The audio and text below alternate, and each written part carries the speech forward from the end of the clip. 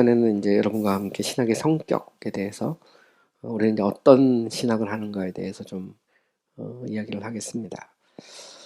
우리가 이제 신학을 한다고 할 때 우리는 이제 기독교적인 신학을 한다는 거죠. 기독교적인. 우리는 크리스천 디올로지를 하는 겁니다. 뭐 종교로 표현하면 옛날에 크리스천 릴리전이라고 해서 기독교, 그죠? 기독교 신학을 하는 것이죠. 우리가 이제 기독교 신학을 한다라고 하는 것은 우리 이제 크리스천리티라고 하는 게 우리 그리스도인이라는 게 크라이스트잖아요. 그리스도, 예수가 그리스도라는 걸 믿는 거거든요. 쉽게 말하면. 그러니까 우리는 예수가 그리스도라고 하는 걸 믿죠. 그로 말미암아 우리 구원받고 또 예수 그리스도의 제자로서 신학을 한다라는 것과 상통하는 것이죠. 이런 면에서 이제 기독교 신학은 예수 그리스도의 터 위에 신학을 하는 겁니다. 구약의 선지자들의 가르침, 신약의 그리스도와 사도들의 가르침 위에서 우리 이제 신학을 하죠. 이런 면에서 이제 기독교 신학은 이제 기본적으로 이제 성경적 신학일 수밖에 없어요. 왜냐면 구약 그러면 구약은 이제 선지자들이잖아요. 선지자들이 기록된 책, 우리가 모세를 이제 선지자로 보통 보니까. 그래서 구약의 이 선지자들의 기록과 신약으로 넘어오면 당연히 이제 예수 그리스도의 가르침과 사도들의 그런 어떤 가르침 그 위에서 우리가 신학을 하는 겁니다. 보면 구약은 이제 오실 그리스도에 대한 얘기고 말 그대로 올드 테스트멘트, 옛 언약이잖아요. 신약이라는 것은 이제 뉴 테스트멘트에서 이미 오신 예수 그리스도에 대해서 선포하고 있는 책인데 성경의 중심이 예수님이잖아요. 그죠? 우리가 이제 아담과 하와 범죄가 난 다음에 뭐 여자의 후손에 대해서 약속한 것부터 시작해서 보면 예수 그리스도가 중심이거든요. 바로 기독교 신학이라는 것은 그리스도 중심적인, 크리스토 센트릭한 신학을 한다라는 것을 의미하는 것이죠. 사도행전 4장 11에서 12절에 보면 이 닦아둔 것 외에 능히 다른 터를 닦아둘 자가 없으니 이 터는 곧 예수 그리스도다. 우리는 바로 예수 그리스도 터 위에 신학을 한다라는 걸 알 수 있어요. 고린도전서 2장 2절에도 보면 내가 너희 중에 예수 그리스도와 그의 십자가, 그가 십자가에 못 박힌 것 외에는 아무것도 알지 아니하기로 작정하였습니다. 바로 이제 사도 바울이 고백한 겁니다. 예수 그리스도의 십자가 그 외에는 난 자랑하지 않는다. 그게 전부라는 말이거든요. 그러면 뭐 사도 바울과 똑같죠. 우리도 바로 예수 그리스도 중심적인 신학을 합니다.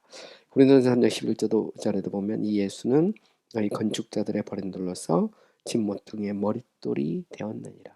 우리의 모퉁이 돌, 이제 커너스톤이란 말은 내용으로 어쨌든 예수 그리스도가 중심이잖아요. 이런 면에서 보면 우리는 기독교적인 예수가 그리스도다. 여러분, 이 초대교회 그 사도들이 전했던 메시지 핵심이 예수가 그리스도란 말이거든요. 십자가에 달리신 그 그리스도 예수, 바로 예수가 그토록 이 구약의 선지자들과 성도들이 기다리던 약속하신 그리스도 메시아다. 이걸 이제 선포하는 거거든요.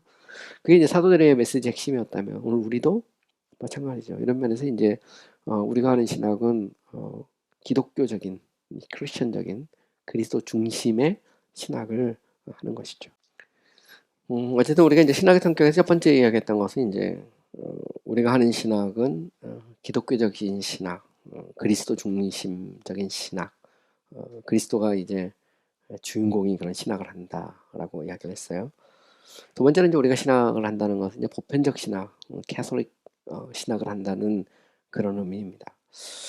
이 말은 무슨 얘기냐면 우리가 그 신학을 한다 할 때 우리는 우리만의 신학을 하는 건 아니에요. 그러니까 우리의 신학과 우리만의 신학은 다르거든요. 뭐 우리가 하는 신학은 다 우리 신학입니다. 이미 이야기했듯이 우리는 테올로기아 노스트라에서 우리는 이제 모형적 신학으로서 우리의 신학을 하는 거거든요. 하나님이 알려주신 그 범위 아래서 이제 우리는 계시의 신학을 합니다. 근데 우리의 신학은 뭐냐면 우리만의 신학을 하는 것은 아니에요. 우리는 누구나 다 받아들일 수 있는 적어도 복음적이고 정통적인 교회라면 누구나 다 받아들이는 보편적인 신학을 한다는 것이죠. 그런 예를 들어서 뭐 삼위일체라든가 예수 그리스도의 신인성이나 믿음을 의미하는 그런 그 구원이나 혹은 아니면 뭐 성도의 어떤 거룩으로서 어떤 성화의 삶이나 아니면 중생한 자들의 모임으로서의 교회나 혹은 아니면 예수 그리스도의 최후의 심판과 재림이나 이 모든 것은 누구나 다 적어도 정통적인 어떤 기독교인이라면 다 받아들이는 거잖아요. 그죠? 이런 면에서 우리는 우리만의 신학을 하는 것은 아니에요. 우리는 보편적인 신학을 하는 거죠. 여러분, 이제 침례교 그러면 사람들이 잘못 생각하는 건 뭐냐면 침례교 그러면 침례교는 침례교만의 신학을 한다고 생각하는 그런 게 어딨어요. 침례교 만의 신학이. 침례교 신학이라는 것은 교회론에서 침례교적인 특징이 좀 있어요. 회중교회라든가 신자의 찜수 침례나 뭐 이런 거 좀 차이가 있을 수 있지만 나머지 뭐 장로교하고 침례교 차이가 뭐가 있어요? 큰 차이 거의 없거든요. 뭐 심지어는 뭐 감리교나 뭐 그다음에 성결교나 아니면 뭐 순복음이나 큰 틀에서 보면 적어도 복음적인 교회라면 누구나 받아들이는 어떤 보편적 신학을 하는 거거든요. 이런 면에서 이제 우리의 신학은 캐톨릭이죠, 캐톨릭. 이런 면에서 이거를 보편 신학 혹은 카톨릭적 신학이다 이렇게 말합니다. 사도신경에서 보면 거룩한 교회와 할 때, 그 거룩한 교회라고 할 때, 그 거룩한 공회라고 할 때, 그 공회가 캐톨리시티거든요. 보편 교회를 믿는다는 그런 말이지. 어떤 사람 거룩한 공회 그러니까 홀리 캐톨리시티에서 이거는 카톨릭적인 신앙 고백서니까 우리는 하면 안 된다 규정하지만 그것도 되게 웃기는 얘기죠. 보면 원래 카톨릭이란 말이 보편이란 말이거든요. 우리는 예수 그리스도를 머리로 하는 비가시적 교회로서 보편 교회를 믿습니다. 이렇게 고백하는 거예요. 사도신경 안에 들어있는 내용에서 보면 그래서 그 이 거룩한 공회 그죠? 이 공회라는 건 보편 교회 보편성을 말하는 거지 카톨릭 교회만을 의미하는 것은 아닌 것이죠. 이런 측면에서 종교개혁자들과 개신교 신학자들이 사도신경을 받아들인 거거든요. 만약 그 카톨릭이라면 왜 개신교들이나 뭐 아니면 종교개혁자들이 받아들였겠어요. 그 중에서 보면 또 그렇게 주장하시는 분도 있어요. 침례교가 뭐 그거 안 받아들인다. 왜 안 받아들이냐? 그 이유는 뭐냐면 개혁가들이 완전히 제대로 개혁을 못해 사도신경 받았기 때문에 말도 안 되는 얘기지 그거는. 그런 의미 쓴 게 아니고 거기서 공예라는 것은 보편교회를 말하는 겁니다. 신학도 마찬가지. 우리도 보편적인 신학을 하는 거예요. 이런 면에서 보면 장로교든 뭐 침례교든 뭐 혹은 뭐 감리교나 청결교든 적어도 복음적인 교회라면 누구나 받아들이는 우리 신학을 하거든요. 똑같이 우리가 예수 믿어야 구원받는다 주장하고 우리도 삼위일체 하나님과 예수 그리스도 신인성 같은 핵심적인 교리를 받아들이는 것이죠. 그러면서 또 하나가 이제 우리가 신학을 공부할 때 여러분들 이제 알아야 될 그 개념 중에 하나가 연속성과 비연속성이라는 것이 있어요. 이걸 continuity and discontinuity 이렇게 표현하는데 이거는 이제 우리가 역사적 관점에서 신학을 볼 때 굉장히 중요한 의미를 가지고 있어요. 왜냐면 신학이라고 하는 것이 어느 한순간에 다 완성된 것이 아니고 오랜 그런 역사적인 과정을 거칩니다. 이 속에서 연속적인 것도 있고 비연속적인 것도 있어요. 그러니까 예를 들어서 이제 로마 카톨릭의 이제 대항해서 소위 이제 종교개혁이 일어나잖아요.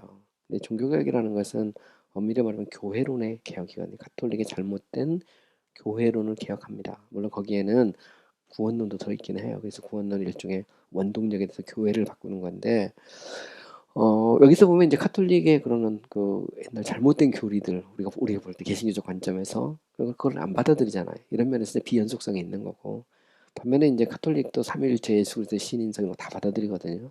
그런 면에서 이제 소위 연속성도 있는 겁니다. 그래서 우리가 보편성이라고 하는 것은 무조건 다 받아들인다 이런 의미는 아니고요. 우리가 성경을 기준으로 볼 때 우리가 받아들일 수 있는 것을 쭉 받아들이죠. 또 받아들일 수 없는 것은 안 받아들입니다. 이런 면에서 연속성과 비연속성의 측면에서 신학을 바라볼 수도 있다라는 것입니다. 또한 이제 그 이 아냐시오라는 옛날 교부죠. 그는 이제 예수 그리스도 계시는 곳마다 거기에는 보편 교회가 있다 규정했습니다. 그래서 교회를 가면 이제 비가시적 교회와 가시적 교회로 이렇게 구분을 해요. 가시적 교회는 눈에 보이는 교회, 뭐 무슨 교회, 무슨 교회는 다 그 가시적 교회죠. 근데 진짜 교회는 예수 그리스도를 머리로 하는 모든 성도들의 연합으로서의 비가시적 눈에 보이지 않는 교회가 있는 것이죠. 이게 진짜 교회죠. 마지막 때가 되면 하늘에서 새 예루살렘 성이 내려오는데 그게 바로 교회입니다. 그리스도를 위해 단장한 신부와 같다 이렇게 표현하고 있는 것이죠. 그래서 그리스도의 신부는 뭐 침례교인만 그리스도의 신부는 아닙니다. 장로교인이 됐든 뭐 성결교인이 됐든 뭐 감리교인이 됐든 정말 예수 그리스도를 주와 구주로 고백하고 믿음 안에 사는 사람들은 다 그리스도 안에서 형제요 자매다. 이런 면에서 신학도 역시 마찬가지죠. 이런 면에서 보면 우리가 하는 신학은 보편 신학이다. 그러면서도 우리는 정통주의적인 신학을 우리는 추구하죠. 정통주의라는 것은 교회가 오랜 역사 동안 이단들과 막 싸우면서 받아들였던 핵심적인 신학이 있어요. 뭐 삼위일체라든가 뭐 그리스도의 신인성의 연합의 교리라든가 이런 것들을 우리는 그대로 수용하죠. 이런 면에서 침례교회 같은 경우는 정통적인 그런 기독교 신앙을 받아들인 겁니다. 물론 교회론에 있어서는 조금 차이가 있을 수 있어요. 뭐 침례를 주느냐, 세례를 주느냐, 뭐 장로 정책을 주느냐, 회중 정책. 이거는 전체를 보면 아주 일부에 불과한 것 같아요. 교회론의 측면이고 나머지 뭐 신론, 구원론, 뭐 기독론, 뭐 이런 모든 면에서 보면 정말로 그 부분에 있어서는 다른 교회와 큰 차이가 없는 거죠. 이런 면에서 우리가 하는 신학은 보편적인 신학, 정통주의적인 신학을 하는 것이다. 이렇게 말할 수가 있어요. 그러냐 교회는 이런 보편 신학, 정통주의적인 신학을 신조 혹은 신경을 통해서 또 더 나아가서 신앙 고백을 통해서 계속해서 고백을 해왔어요. 그래서 우리는 이런 신조라든가 혹은 신앙 고백을 통해서 어렵지 않게 전통적인 교회가 무엇을 믿었는지, 보편 교회가 어떤 신학을 가지고 있었는지를 알 수가 있다는 것이죠. 이런 면에서 우리는 이제 그 역사 속에서 이제 중요한 그런 그 신조 혹은 신경이라고 그러거든요. 크리드를 신경이라고도 번역하고 그다음에 신조라고도 번역하는 이게 번역상의 차이일 뿐이에요. 사도신경, 니케아 신경, 뭐 칼케돈 신경, 뭐 아다나시우스 신경 뭐 이런 것들은 이제 교부 시대에 만들어진 역사적인 그런 그 신앙의 어떤 고백서들이거든요. 신앙을 이렇게 모아서 적어도 정통교회라면 이것을 포기하면 안 된다. 이것을 주장해야 된다. 이렇게 정리를 한 겁니다. 이게 바로 이제 신조 혹은 신경 이렇게 말하고 있는 것이죠. 그래서 우리가 이제 정통신학을 알려면 뭘 보면 되느냐. 이런 핵심적인 그런 신앙의 어떤 신조들을 보면 된다. 이렇게 말할 수가 있어요. 여기 대해서 이제 뭐 그 멀린스 이와이 멀린스 침례교 신학자였던 20세기 초반 서든 침례신학 대학교 그 졸신학 교수였던 멀린스의 책에 보면 그런 얘기를 해요. 침례교회는 크리드를 배격하고 컴패션을 인정한다. 그래서 컴패셔널리즘이라는 얘기를 하거든요. 근데 그게 맞는 것도 같고 틀리는 것 같고 뭐 그런 이상한 말이에요. 따지고 보면. 왜냐면 그것도 꼭 보면 기독교에서 침례교는 전통적으로 교회가 받아들였던 신조나 신경을 꼭 무시하는 것처럼 그게 느끼거든요. 근데 사실 보면 이런 전통적인 신경이나 신조는 침례교 신앙고백서 안에 다 들어가 있어요. 그대로 녹아서 들어있거든요. 이 말은 결국 무슨 얘기냐면 침례교회라고 하는 것도 그 역사 속에서 보면 고백교회 전통을 그대로 갖고 있는 거예요. 신앙 고백서 있잖아요. 고백서. 그 고백이라는 것은 좀 더 멀리 올라가면 신조를 통해서 이거를 이제 받아들인 거거든요. 이런 면에서 침례교 같은 경우는 이제 개신교의 그런 복음적인 교단으로 기독교의 역사적인 그런 신앙 고백이나 신조들을 수용해 온 겁니다. 보면. 그렇다고 해서 우리가 뭐 삼일체 부인하는 것도 아니고 그리스도 신인성 부인하는 것도 아니고 믿음을 말미암는 구원을 부인하는 것도 아니잖아요. 근데 결국 그 고대 신조라는 것은 삼일체 관련된 거고 그리스도 신인성 문제와 관련되어 있는 거거든요. 그리고 이제 신앙 고백서로 넘어가면 주로 이제 구원론이라는 쪽이 쭉 나오는 건데 그걸 침례교인들은 그대로 받아들였거든요. 이런 면에서 정통주의적인 그런 신학 위에 침례교 신학도 서 있다라고 하는 것을 알 수가 있는 것이죠. 이런 면에서 저는 이제 침례교회는 그 신조주의가 아니라 고백주의다. 이것도 좀 이상한 말이에요. 이게 멀린스가 만든 말인데 이게 뭐 이게 맞는 것도 같고 안 맞는 것 같고 이제 단지 이런 거는 있어요. 침례교는 신조를 가지고 누구를 핍박하지 않는다. 이런 거는 있는데 뭐 그럴 수는 있죠. 뭐 그럴 수는 있지만 그러나 그렇다고 해서 침례교회가 역사적인 그런 신조나 이런 것을 거부하거나 그런 건 아니다라는 것을 우리가 이제 알아야 되는 거죠. 그래서 이제 처음에 나오는 게 사도신경이죠. 사도신경은 기독교 핵심적인 신학을 이렇게 요약해 놓은 거거든요. 이게 이제 사도들이 기록했느냐 안 했느냐는 논쟁이 많아요. 보통 이제 한 AD 한 6세기 정도의 형태를 갖췄고 8세기 정도의 이제 완벽한 형태를 갖췄다 이렇게 보통 학자들이 많이 얘기를 하는데 사도신경은 이제 기독교의 가장 기본적인 신앙을 이렇게 요약을 해놓은 거거든요. 장기리 조리 신학책을 보더라도 요즘에는 자꾸 사도신경을 무시하는 침례교인들이 많은데 그렇지 않다. 우리는 사도신경 자체를 기독교의 그런 핵심적인 신앙 고백으로 받아들인다 이렇게 말하고 있거든요. 또 되게 재밌는 것은 이제 일반 침례교의 신앙 고백서가 The Standard Confession하고요, The Orthodox Creed라는 게 있어요. 정통신조라고 해서 일본 침례교는 아예 confession이라는 말을 안 쓰고 The Orthodox Creed라고 해서 신조란 말을 썼어요. 그거 되게 웃기잖아요, 그죠? 그리고 거기를 읽어보면 우리는 세 개의 신조를 믿는다고 되어 있습니다. 일본 침례교에서 사도신경, 니케아 신경, 아다나시우스 신경. 그러면 그 사람들은 침례교인 아니냐? 다 침례교인이거든요. 근데 그 침례교인들이 뭐라 했냐면 우리는 3대 신경을 믿는기만 해요. 사도신경, 아다나시우스 신경, 니케아 신경, 우리 세 개를 받아들인다. 일반 침례교는 특수 침례교도 아니고 그거 보면 되게 웃기잖아요. 뭐 침례교회가 뭐 신경을 거부한 적이 없어요. 침례교회 제가 볼 때 신경을 거부한 적은 없고 그걸 받아들이는데 그걸 가지고 종교적으로 탄압하지는 않는다는 거죠.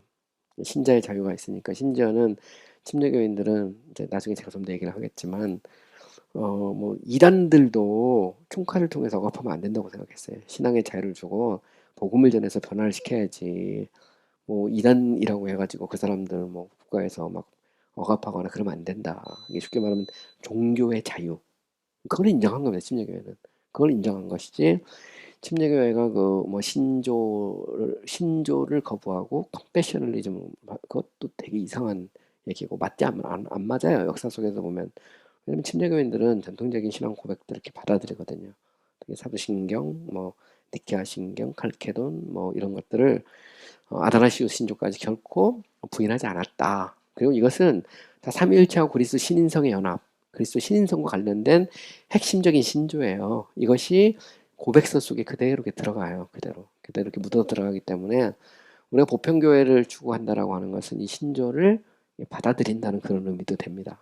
뭐 이거 가지고 물론 뭐 사람을 억압하거나 뭐 총칼을 들거나 그러지는 않지만 적어도 기독교의 정통적인 신앙으로 수용하죠. 우리 중에 뭐 삼위일체 거부하면 이단 되는 거예요. 예수 그리스도 신인성의 연합 거부하면 이단 되는 겁니다. 보면 그거 아니거든요. 우리는 그걸 그대로 받아들이고 있거든요. 이런 면에서 보면 이런 신조들이 우리가 신학을 수립하는 데서 기초가 된다는 것을 알 수가 있죠. 자, 그다음에 이제 더 나가서 우리가 이제 이야기하고 싶은 것은 이제 우리가 하는 신학은 복음적이면서도 또 개혁주의적인 그런 신학을 한다라는 그런 의미를 갖고 있어요. 그래서 복음적 할 때 이벤젤리컬이란 말이고요. 우리가 개혁주의적이란 말은 이제 리폼드라는 말을 씁니다. 우리가 이제 원래 복음적이라고 하는 용어는 그 종교개혁과 그리고 이제 종교개혁을 이어가는 소위 개신교 시대가 있어요. 보통 후기 종교개혁, 개신교 시대 이렇게 말합니다. 종교개혁이 이제 1517년에 시작해서 약 한 50년 정도 되고요. 그 뒤로부터 개신교가 수립되는 과정이 있어요. 한 150년 정도 돼요. 17세기 말에서 18세기 초반까지 개신교회가 수립 유럽의 이제 그 각각의 나라에서 개신교회가 세워지거든요. 그 세워지는데 보통 이제 종교개혁과 후기 종교개혁 이 신학을 총칭해서 복음적 신학 이렇게 말합니다. 그리고 당시 종교개혁자들이나 이제 그 사람들은 자신들을 복음주의자들 이런 말을 썼어요. 그리고 자기들이 하는 신학을 복음적 신학이다 이렇게 불렀습니다. 그래서 이제 원래 이제 복음적 그러면 이제 종교개혁과 그리고 그 이후를 이어가는 그런 개신교 신학을 통칭해서 보통 이제 복음적 신학 이렇게 말해요. 물론 이거는 이제 좀 더 한정해서 이제 침례교 같은 경우는 영국 청교도 영향을 받았으니까 보통 청교도적 개혁주의 이렇게 보통 말하는데 청교도적 개혁주의라는 것도 보면 크게 보면 복음적인 신학이다 이렇게 말할 수 있어요. 그래서 우리가 복음적이란 말은 종교개혁과 종교개혁 이후에 그런 개신교 신학의 전통에 서 있다 이런 말을 쓸 수도 있죠. 그런데 여기서 이제 또 한 가지 여러분이 아셔야 될 것이 있어요. 이제 후기 종교개혁 시대, 그러니까 종교개혁이 끝나고 나서 이제 유럽은 이제 크게 보면 역사적으로 보면 두 갈래 흐름으로 갈라집니다. 마르틴 루터가 종교개혁을 독일에서 일으키잖아요. 그 마르틴 루터의 독일에서 이제 이 종교개혁이 성공하고 루터의 영향을 받은 그런 그 나라들이 있어요. 스칸디나비아 쪽 이쪽의 나라들, 덴마크 이런 나라들은 루터교를 받아들여요. 반면에 나머지 쪽은 다 개혁주의적인 전통에 서 있습니다. 리폼드. 그래서 리폼드라는 것은 지금은 이제 우리가 리폼드하면 칼빈주의 이렇게만 생각하지만 사실은 리폼드는 훨씬 더 큰 역사적인 그런 용어예요. 그래서 영국 청교도라든가 혹은 화란 개혁교 아니면 뭐 독일에서도 이제 루터는 따라간 쪽이지만 또 이쪽 리폼드 쪽도 있거든요. 그다음에 스위스 뭐 이런데 헝가리, 폴란드 이런 데를 총칭해서 보통 이제 우리가 개혁주의 이렇게 말해요. 그래서 17, 18세기 신학을 얘기할 때 크게 얘기하면 루터란과 개혁파, 개혁주의, 그래서 리폼드 앤 루터란 이렇게 보통 표현하거든요. 심지어 제이콥 알미니우스 같은 경우도 화란 개혁교에서 나온 겁니다. 보면 영국에서도 보면 이제 약간 좀 알미니안적인 그런 신학들이 이렇게 등장하거든요. 근데 그것도 역시 영국 청교도적 개혁주의 전통에서 일어난 거예요. 모디파이드 약간 수정되면서 일어난 거기 때문에 큰 틀에서 보면 이제 보통 우리가 이제 개혁주의라는 말 속에 들어가 있어요. 굉장히 큰 범위로 쓸 수도 있고, 물론 개혁주의란 말을 더 줄여서 쓸 수도 있습니다. 줄여서 이게 더 줄여가지고 보통 우리가 소위 칼빈주의라고 말하는 그것만 딱 줄여서 그것을 개혁주의, 칼빈주의 이렇게 표현할 수도 있는데, 어쨌든 보면 이제 그 종교개혁과 종교개혁을 이어가는 그 신학을 통칭해서 복음적 이렇게 표현할 수 있어요. 그리고 이제 침례교 같은 경우는 이제 바로 그 전통의 종교개혁과 청교도적 개혁주의 전통에서 만들어진 거거든요. 이런 면에서 보면 이제 침례교는 그 전통에서 세워졌다 이렇게 말할 수도 있어요. 또 여기서도 뭐 그런 얘기도 합니다. 뭐 자유교회 전통 이렇게 해가지고 종교개혁이 일어났을 때 이제 제세례파가 있었던 것처럼 이제 17세기에 이제 영국의 종교개혁에 성공하고 국가교회가 일어나 거기에 대해서 반대하는 측면에서 자유교회 운동이 일어나는데 그게 이제 침례교거든요. 이런 면에서 보면 아예 종교개혁하고 그 다음에 후계 종교개혁 이쪽 다 빼버리고 그냥 바로 아나베프스로 달려가려는 쪽도 있어요. 근데 이거는 조금 역사적으로 안 맞아요. 사실은 잘 안 맞습니다. 여기에 대해서 제가 나중에 기회가 되면 좀 더 이야기를 하고요. 어쨌든 침례교회는 이제 큰 틀에서 보면 바로 이제 개혁주의 전통, 종교개혁과 개혁주의 전통을 이어서 교회가 수립이 된 겁니다. 이거는 이제 알아야 되고, 우리가 조리 신앙을 한다는 것은 바로 이제 그런 틀 아래서 종교개혁과 후기 개신교 신학의 전통 속에서 신학을 한다. 이런 면에서 이걸 이제 복음주의적이라고 쓸 수도 있고, 혹은 아니면 개혁주의적이라고 쓸 수도 있어요. 또 반면에 또 이런 것도 있어요. 여러분 이제 18세기 이제 후반에 가면 소위 말하면 이제 리바이벌 운동이라고 합니다. Great Awakening Movement라고 해서 대각성 운동, 웨슬리나 휘필드 뭐 이런 사람들에 의해서 막 대각성 운동이 일어나거든요. 대각성 운동이 일어나는데 이때 이제 복음적이란 말이 막 쓰죠. 이벤젤리컬 뭐 이런 말을 막 쓰는데 그때 어떤 영적인 운동 막 그걸 추구했던 사람은 이제 복음적이라고도 쓰기도 하고요. 또 그 이후에 이제 발달한 그 신학을 복음적 신학, 복음주의 신학 이렇게 말합니다. 근데 이제 문제는 뭐냐면 이때 나오는 이 복음적이란 말은 굉장히 포괄적 개념으로 써요. 이 안에는 별의별 게 다 들어가 있어요. 막 오만 잡동사니 다 집어넣어서 그냥 복음적 이렇게 말합니다. 지금 한국에서 복음적이란 말은 그냥 거의 다 집어넣어서 한국의 보수 교단을 다 총칭해서 복음적 그렇게 말합니다. 감리교로 왔다 갔다 해요. 요즘에 보면. 근데 어쨌든 그게 보면 침례교, 장로교, 뭐 성결교, 순복음 막 다 합쳐가지고 그냥 복음적 이렇게 보통 표현하죠. 그래서 복음적이란 말은 좀 이제 좀 이렇게 포괄적으로 쓸 수도 있고 줄여서 쓸 수도 있고. 근데 어쨌든 제가 여기서 쓰는 복음적이란 말은 종교개혁과 종교개혁을 이어가는 그런 그 개신교 신학의 전통을 따르는 것을 복음적이라고 하자 이렇게 표현하고 있는 겁니다. 그러면서 또 조금 더 축소하면 뭐 저희가 앞으로 공부하는 방향은 개혁주의적인 그런 성향을 띠고 있다라고 하는 것을 여러분과 함께 미리 이제 서론적으로 이야기를 하고 싶습니다. 어쨌든 이제 종교개혁자들은 이제 자신들을 복음주의자, 이벤젤리컬스라고 이렇게 불렀고요. 자신들의 교회를 복음적인 교회, 이벤젤리컬 처치 이렇게 불렀고요. 또한 자신들은 순수하고 복음적인 어떤 가르침을 가르쳤다 이렇게 주장을 했습니다. 그리고 또 칼빈도 자신의 기독교 강요를 복음적인 교리에 대한 요약이라고 이렇게 생각을 했습니다. 청교도들은 자신들을 복음주의자 이렇게 말했고요. 또 이들 교회 간의 어떤 복음적인 일치에 대해서도 이야기를 했습니다. 또 이제 아메리카 신대륙에 가서 그 식민주의에서 자신들을 복음적인 교회들 이렇게 불렀어요. 그래서 사실 뭐 복음적인 교회들 그러면 당시에는 이제 장로교, 회중교, 침례교, 뭐 심지어는 영국 성공회까지 다 포함해서 그냥 복음적 교회 이렇게 표현하기도 했습니다. 자, 그런데 이제 우리가 복음적인 교회라고 말할 때는 이거는 이제 신앙 고백서로 표출이 돼요. 신앙 고백서. 그러니까 쉽게 말하면 침례교, 장로교, 뭐 회중교회 뭐 이런 교단 있잖아요, 교단. 지금 우리 이제 침례교 쪽에 주로 서 있는데 이들이 자신들이 뭘 믿는가, 왜 우리가 이런 교단을 만들었는가, 여기에 대해서 고백서를 만들었어요. 컴패션. 그러니까 이거 되게 재밌는 것은 뭐냐면 우리는 크리드가 아니라 컴패션이다 말하면 장로교도 똑같이 말해요. 우리도 컴패션이에요. 웨스트민스터 컴패션, 회중교회도 사보이 컴패션, 심지어는 아일랜드 교회도 아이리시 컴패션, 스코틀랜드 교회도 스카티시 컴패션, 없기만 해. 그 다음에 영국 성공회도 39 Articles of Faith 컴패션이 그것도 컴패션이거든요. 보면 다 컴패션이에요. 그렇기 때문에 제가 보면 개혁교회는 고백교회 전통에 서 있는 거거든요. 이런 면에서 보면 뭐 침례교가 됐든 회중교가 됐든 장로교가 됐든 우리는 신앙 고백서 위에 교회를 세운 거죠. 근데 신앙 고백서는 두 가지 측면이 있어요. 하나는 이단들에 대해서 방어하고 또 다른 하나는 성도들 교육시키는 기능이 있습니다. 그래서 성경의 핵심적인 교리들을 잘 체계적으로 정리해서 이것들을 이제 성도들을 가르치는 거거든요. 그리고 그것을 좀 더 쉽게 해서 요리문답, 교리문답이라는 걸 만들어요. 캐터키즘을 통해서 그 교리들이 잘 전수될 수 있도록 이렇게 가르쳤습니다. 이런 면에서 보면 앞으로 우리가 하는 신학이라는 것은 뭐냐? 그것은 이런 기독교 소위 말하는 이제 복음주의적인 그런 전통에 세워진 신앙 고백서들 이런 것들도 우리가 잘 연구하고 또 그 전통 위에서 그리고 그 전통 속에서 우리가 이제 시작을 한다는 그런 의미를 가지고 있습니다. 그러니까 루터파 같은 경우는 이제 아우구스투스 신앙 고백서, 일지신조, 우리 콩코드라 그래가지고 일지신조, 다음에 그 슈말칼텐 신조, 루터의 대소요리문답 이런 것들이 있어요.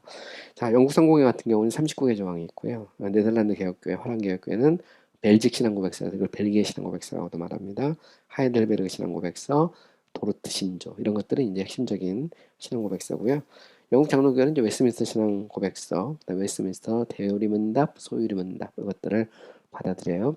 그리고 여기서 이제 언급하지는 않았지만 교회 의식서도 있습니다. 웨스민스터 디렉터리라고 해서 당시 보면 그 이렇게 장로교회 같은 경우는 예배 의식도 규정했거든요. 그래서 그 웨스민스터 디렉토리라고 하는 예배 지침서를 만들었어요. 이건 왜 그러냐면 영국 성공회가 예배 지침서가 있어요. 그럼 바로 이 예배 지침서를 가지고 국교회를 이렇게 강화했거든요. 때론 핍박도 하고. 근데 이제 원래 칼빈은 이제 개교회를 중요시 여기면서도 뭔가 공교회로서 교회 연합이나 어떤 그 위에 어떤 장로들의 모임이 있어야 된다고 생각했어요. 그렇기 때문에 이제 소위 말하는 프레스비터스라고 하는 장로들의 모임, 이걸 한국에서는 노회라고 번역하죠. 그래서 원래 장로교란 말은 이제 프레스비테리아니즘이란 말은 바로 노회들, 노회의 그 이 장로들의 모임에서 교회를 이렇게 공교회성을 유지해가는 거거든요. 그런 면에서 개교회의 어떤 어소리티를 가지고 때로는 치리도 하고 이런 게 있어요. 때로는 순회도 하고 뭐 이런 면에서 이제 소위 장로교가 있었던 거고요. 침례교는 여기에 대해서 반대했죠. 침례교는 교회는 개교회주여야 되고 회중교여야 되고 예수 그리스도가 교회 머리인데 그 사이에 그 누구도 들어갈 수 없다 해서 침례교는 원래 개교회주로 시작이 된 거예요. 하지만 그 침례교회는 장로교하고 구분할 때 이런 교회론의 약간의 차이는 있지만 실질적으로 거의 차이가 별로 없어요. 그래서 이제 침례교 같은 경우는 이제 제 1, 2차 런던 컨페션, 특수 침례교회, 일반 침례교회는 스탠다드 컨페션이라는 표준 신조, 정통 인조라는 얼소스 크리드 이런 것들을 만들어서 자신의 신앙을 고백했고요. 회중교회 같은 경우는 사보이 컨페션이라는 걸 만들었어요. 근데 이건 나중에 제가 좀 더 자세히 얘기를 하겠지만 웨스트민스터 컨페션, 사보이 컨페션, 제 2차 런던 컨페션, 그다음에 일반 침례교회는 디 올소스 크리드까지 이 내용은 거의 똑같아요. 워딩이 거의 같습니다. 차이가 있다면 사보이 컨페션은 이제 회중 정체를 집어넣은 거고요. 웨스트민스터는 장로 정체가 들어있어요. 사보이 컨페션은 다 똑같은데 회중 정체가 들어있고 제 2차 런던 컨페션은 회중 정체 플러스 유아 세례 반대, 신자의 침수 심리가 이 속에 들어있어요.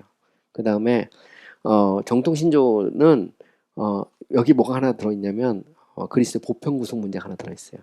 예수 그리스도의 속죄의 어떤 그 특별성보다는 보편성을 주장하는 일반 침례 전통을 따라서 그거 빼면 나머지는 제2차 런던 컨페션 워딩이 똑같아요. 표현이. 그러니까 쉽게 말하면 큰 틀에서 보면 당시 보면 그 이런 뭐 루터파 그다음에 영국 성공회 화랑개혁교 장로교 회중교회 영국 침례교회 이들이 하나의 거대한 신앙 고백서 위에서 자신들이 어떤 정통 교회이면서도 동시에 자기 나름대로 어떤 특징을 가진 교회들이라는 것을 표현을 한 겁니다. 표현을 했어요. 그 중에 침례교도 있다라고 하는 것을 알 수 있고요. 나중에 제가 기회가 되면 침례교 역사를 한번 정리를 할 생각이에요. 그래서 여러분들이 이제 어떻게 이게 신학을 해야 된다라고 하는 것을 보여줄 그런 생각이고요. 어쨌든 보면 이제 이런 신앙 고백을 이렇게 보면 우리가 하는 신학이라는 것이 바로 교회가 소위 정통적이다라고 받아들인 바로 그 신학 위에서 우리의 신학을 한다라는 것을 알 수가 있죠.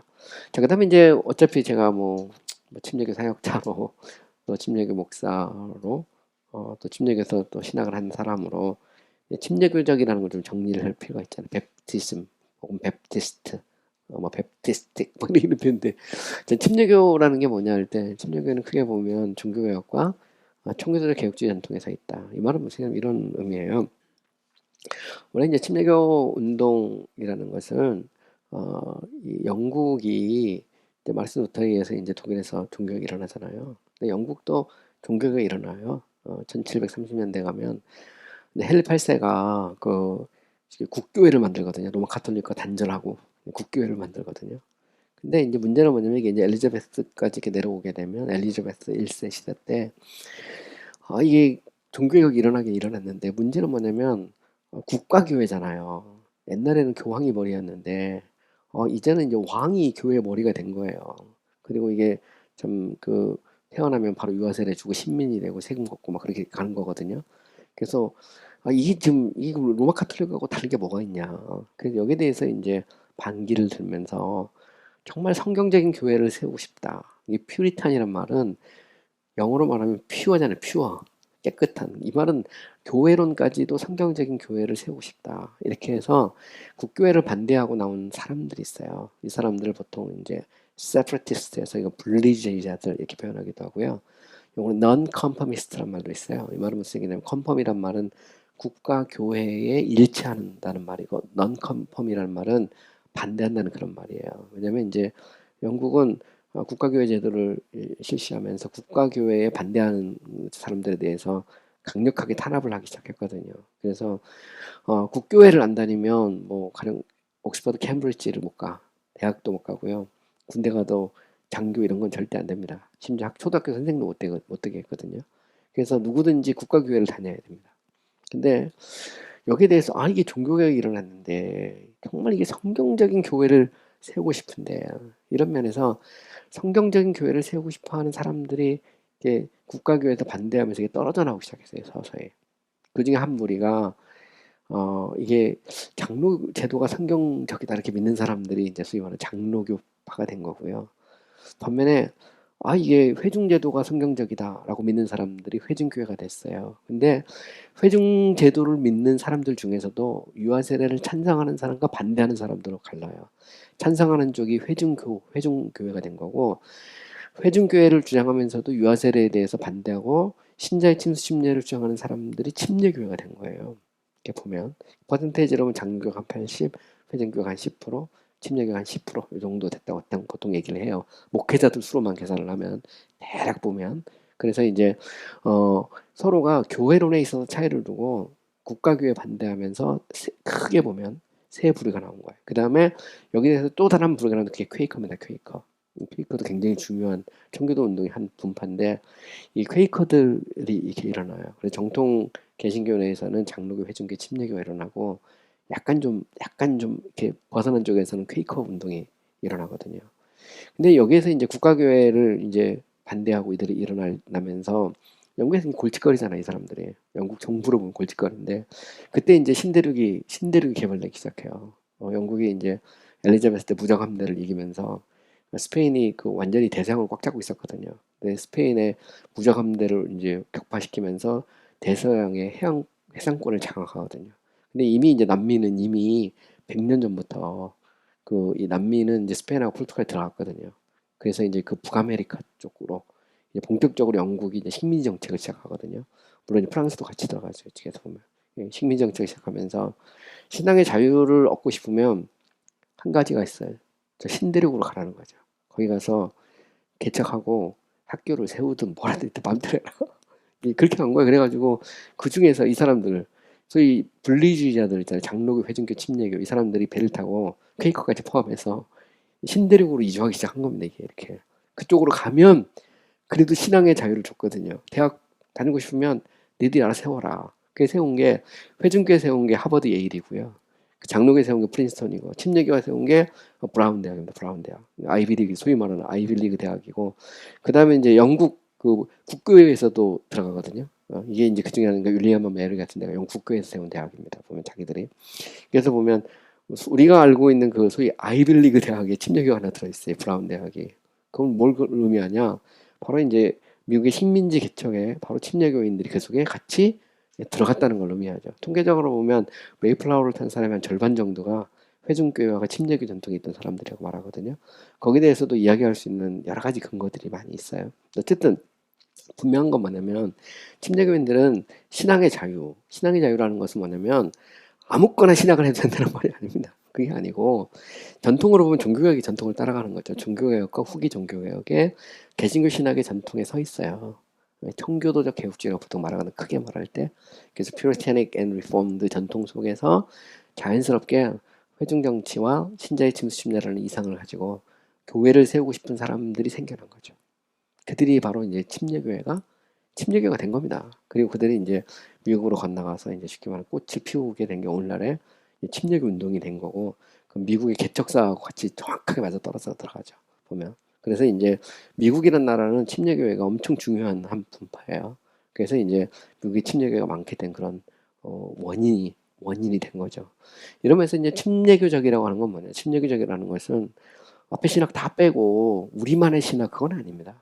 침례교는 이미 이야기했던 것처럼 어떤 보편적이면서도 복음적인 그 신학의 전통 속에서 교회론적 이상을 가지고 그들이 여기까지도 개혁이 돼야 된다라고 생각한 사람들이 일으킨 운동이에요. 근데 신앙의 자유라는 운동은 침례교만의 전유물도 아닙니다. 엄밀히 말하면 당시 회중교회, 그 다음에 장로교회, 또 거기에는 또 퀘이커, 이들도 다 신앙의 자유를 위해서 투쟁했던 사람들이거든요. 그 흐름 속에서 교회론에서 약간의 이상들이 차이가 있었던 거예요. 어떤 사람은 성경 읽다 보니까 야, 그래도 공교회성이 필요하다 생각한 사람이 장로교 만든 거고, 그게 아니고 회중교회가 성경적인데 아무리 봐도 유아세례가 맞는 것 같다 생각해서 회중교회 된 거고, 유아세례 이거 아니다 이거 뭐. 응? 응. 성경에 보니까 아무래도 물속에 집어넣고 이게 참 정말 신자의 침례를 받아야 된다 주한 사람이 침례교회가 된 거예요. 나머지는 그럼 어떠냐? 나머지는 같아. 차이가 거의 없어요. 그럼 일반 침례 수십례의 차이는 뭐냐? 일반 침례하고 수십례교회는요, 보편 구속을 믿었느냐 특별 구속을 믿었느냐의 차이예요. 영국 청교도 안에 그 두 가지 전통이 있어요. 리처드 백스라는 사람들은 개혁주의 전통 안에서 보편 구속을 따랐고요. 반면에 이제 이 대부분의 사람들은 특별 구속을 따랐거든요. 그래서 이제 파이포인트 칼빈주의를 그대로 받아들였는데, 이런 면에서 침례교회는 두 부류가 있었어요. 영국 그 미들랜드 중심으로 일어난 일반 침례교회와 런던을 중심으로 일어난 투십례교회.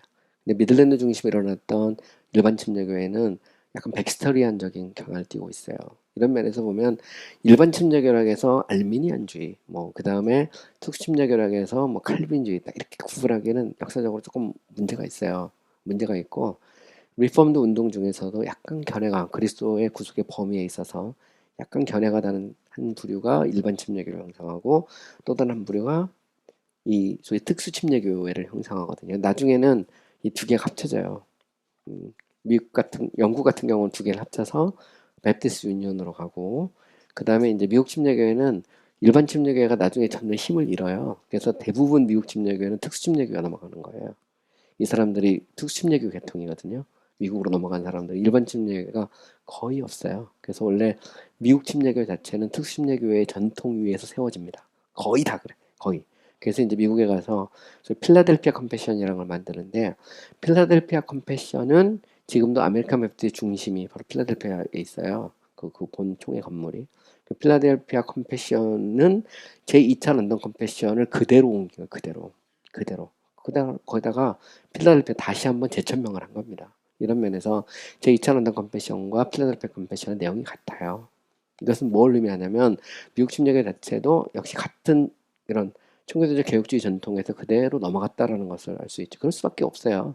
그 당시 신학이 다 그게 다 촌프기 때문에, 이런 면에서 보면 침례교라고 하는 것은 어떤 신앙 고백적인 그런 측면에서 교회가 세워졌고, 종교개혁과 후기 종교개혁, 특별히 청교도적 개혁주의 전통에서 세워졌다라는 것을 알 수가 있고, 또 그렇다면 우리가 신앙을 한다는 것도 역시 크게 보면 역사적인 관점에서 보면 그런 측면에서 한다 이렇게 보면 됩니다. 여기서 또 한 가지 중요한 것이 있어요. 우리가 침례교적 신학을 한다는 것은 침례교만의 신학을 한다는 것은 절대로 아닙니다. 이 말은 우리는 사실 보편 신학을 하는 거예요. 교부도 배우고 중세도 배우고 종교개혁도 배우고 후기 종교개혁도 배우고, 그래서 우리는 화랑 개혁주의자도 읽을 수 있고 또 루터란도 읽을 수 있고, 적어도 이단이 아닌 이상 복음주의적인 전통에 있다면 얼마든지 우리 것을 읽고 우리가 수용하고 받아들이고 때로는 비판하고 얼마든지 할 수 있다는 것이죠. 이런 면에서 이게 이렇게 너무 속 좁게 딱 그것만 그건 아니라는 겁니다. 이거를 이제 우리는 알 필요가 있어요. 그렇지 않으면 자꾸 우리가 섹트가 돼, 섹트, 분파. 그래서 개중에 보면 이제 침례교의 뿌리를 자꾸 이제 제세례파에 찾으려는 사람이 있어요. 제세례파, 제침례교도 이렇게 우리 침례교에서 말하는데 정말 아나베프티스트. 근데 아나베프티스트 전통에서 찾으는 사람들인데 아나베프티스트와 베프티스트, 영국에서 일어난 베프티스트는 많이 달라요. 신학적으로도 다르고 물론 뭐 종교의 자유라든가 뭐 그다음에 아나베프티스트 처음에 이제 침례 아니거든요. 근데 나중에 가면 이제 주는 사람도 있고 안 주는 사람도 있는데 침례라든가 뭐 이런 부분에서는 일치하는 면이 있어요.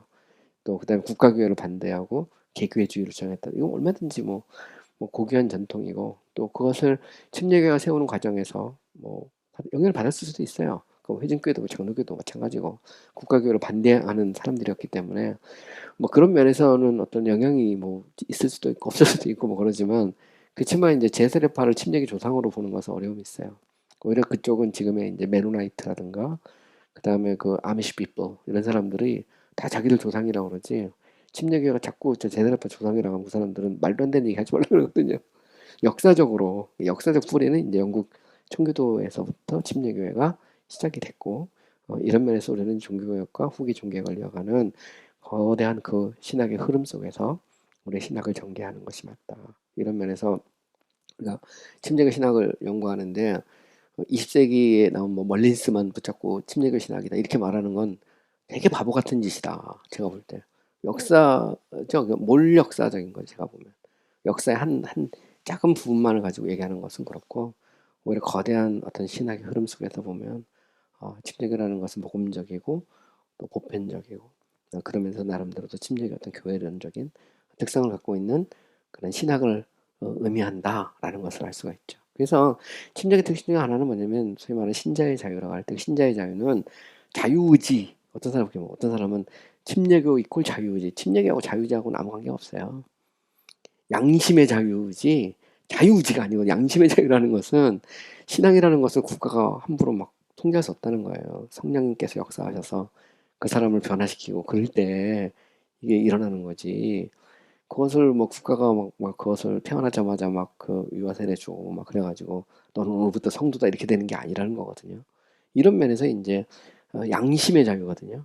그러니까 이게 신앙의 어떤 양심의 자유지 이게 무슨 뭐 자유의지와 침례교회는 뭐 그런 그 주장하는 사람도 있으니까 그 보면 뭐 그런 사람도 있는 거예요. 그리고 역사상에 보면 자유의지 침례교라는 것도 있어요. Free Baptist라고. 근데 아주 소수인데 뭐 그런 사람도 있어요. 그럼 뭐 그 사람들은 뭐 그걸 믿었으니까 그런가 보다 그렇지만 큰 흐름으로 보면 그거하고는 관련이 없다. 오히려 그보다는 국가교회를 반대하고 그리고 신앙의 자유를 위해서 나온 사람. 그리고 이제 이것은 나중에 이제 미국에 가서도 또 논쟁이 돼요. 미국에 가서 이 결국 신앙의 자유라고 말할 때 여기에는 우리가 신학이 다르거나 이단들까지도 자유를 줘야 되느냐. 미국 침례교를 세웠던 로저 윌리엄스나 존 같은 경우는 로드 아일랜드 식민지를 만들면서 신앙의 자유를 왕한테 직접적으로 얻었어요. 그래서 그 찰스 2세 때 그 얻었는데 그때 거기에 보면 이 신앙이라고 하는 것은 국가나 이런 게 통제할 수 있는 게 아니라는 겁니다. 이런 면에서 누구나 다 신앙의 자유였나? 누구나 종교의 자유지 엄밀히 말하면. 왜 그러면 그 예수 믿는 사람만 해야지 뭐 거의 아무나 다 받아들이냐 그게 아니고 그건 어차피 전도의 대상이지 국가가 통제할 수 있는 건 아니라는 거예요. 양심이라고 할 때 양심은 이거는 기독교인만의 양심, 뭐 칼빈주의자만의 양심, 침례교인만의 양심의 문제는 아니거든요. 그리고 이게 이제 나중에 가면 미국의 이제 그 헌법에 들어가거든요. 미국의 독립선언서 만들고 할 때 헌법에 그대로 들어가요. 거기에 존 카트니슨 그대로 딱 그 문구가 들어가서 미국의 신앙의 자유가 있는 거고 우리나라는 이제 미국식 그 헌법 받아들인 거거든요. 대통령제 가져오면서 종교의 자유가 우리에게 주어진 것입니다. 그러므로 우리가 말하는 자유는 종교의 자유고 양심, 신앙 양심의 자유고 이런 면에서 침례교의 자유가 똑같아요. 그러니까 무슨 침례교의 자유 그러면 자유의지론 그러면 그러면 자유의지를 믿지 않은 수많은 그 침례교인들은 다 침례교인이 아니냐. 저도 자유의지론 안 믿는 사람인데 그럼 나는 그럼 베프티스트 아닌가? 그런데 그런 스펄전도 마찬가지고 윌리엄 캐리도 캐리도 그 보면 되게 웃기죠. 네. 어쨌든 이제 우리가 침례교회 신학을 한다는 것은 우리만의 신학은 아니다. 보편적이고 누구나 받아들일 수 있는 복음적인 그런 신학을 하는 것이다라는 것을 여러분들이 알았으면 좋겠습니다.